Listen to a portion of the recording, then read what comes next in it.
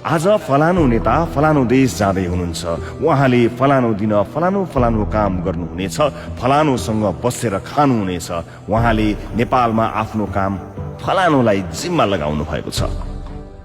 तर मुख्य समाचारले यसो भनेन। आफ्नो बच्चाको बोर्डिङको फीस तिर्ने पैसा किन्न आज एउटा जनताको छोराले आफूलाई बेचेको छ। ऊ आज परदेश जाँदैछ। उसका परिवार 15 मिनेट हाँसेको सपना देख्न ऊ दिनको 15 घण्टा काम गर्नेछ।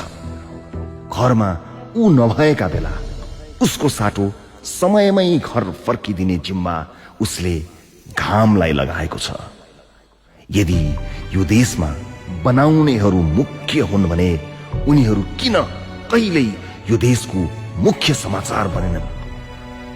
राष्ट्रपतिको गलैँचा मुख्य समाचार बन्यो, तर परदेशमा मालिकको गलैँचामा झरेको नेपाली चेलीको आँसुले ठाउँ पाएन।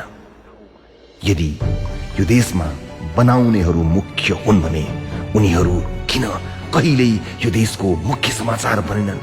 त्यसपछि हामीले निर्णय गर्यौं, हाम्रो कार्यक्रमको केन्द्रमा जनता र उहाँहरूको दुःख र समस्या हुनेछन्।